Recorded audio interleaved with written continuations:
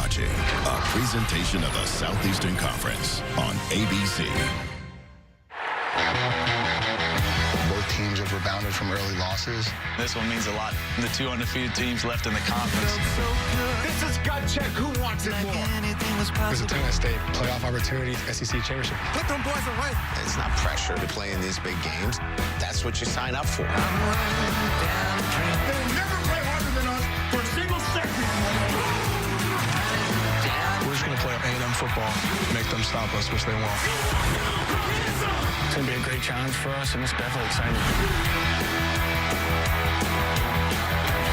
In the SEC, what a surprising, exciting season so far. Been a tug of war at the top, but now as we sit here tonight, the last of the teams unbeaten in conference play. 4-0 Texas A&M and 3-0 LSU collide here on a steamy night in East Texas for supremacy as we head into the stretch run of the SEC. Welcome to the SEC on ABC. Saturday Night Football presented by Capital One. LSU and A&M, old rivals. They have produced a lot of classic games with heroics that are memorable for both sides, but Kirk, rarely have they met with first place in the conference at stake, and both these teams are pumped up for this occasion. It's incredible. Here we are at the end of October. You think about all the behemoths in this conference, whether it's Georgia, Texas, Alabama, and yet with all the upsets, like you said, these teams that are in uncharted territory, and they are fired up about that. I think it's going to be exciting to see who can get out of this environment still unscathed in conference play.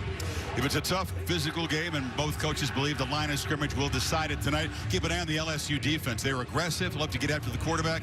One of our favorite players in college football, linebacker Whit Weeks, just brings tremendous energy. And this is a different defense. We've had actually LSU's our third time having them. We had them early, in fact, against USC week 1 when Harold Perkins is a big part of this plan with Blake Baker, a new defensive coordinator. Well, they've evolved like any defense, especially in the first year of a new scheme. And Whit Weeks has been the guy in the middle of this defense. I think they're playing with a different energy, a different kind of confidence. I think a lot of it has to do with 40 because of things like this, just the way he plays, not just his production, but as you said, that contagious personality. And I think LSU's going to have to feed off of that energy tonight. You mentioned Perkins. Both these teams have had to deal with some serious injury problems the first half of the season. For A&M, Connor Wigman comes back. It's his third game coming off a shoulder injury. It feels good. Can they get him in rhythm? Because when he's on, he's an elite thrower of the football. Yeah, that's the whole key, I think, with this stage of this offense. Colin Klein is the offensive coordinator. And to be honest, like A&M just doesn't have difference makers right now out on the perimeter. So it's about the line of scrimmage. It's about the running game. If they can run the ball like any quarterback, it'll put Wigman into favorable position of play action. But if they can't run it, it'll be a long night. So how effective will they be at getting Le'Veon Moss and that running game going to take the heat off of the quarterback? With the reshuffled offensive line against an elite front. Yeah. We look forward to this one. The Bayou Bengals and the Aggies here in Kyle Field.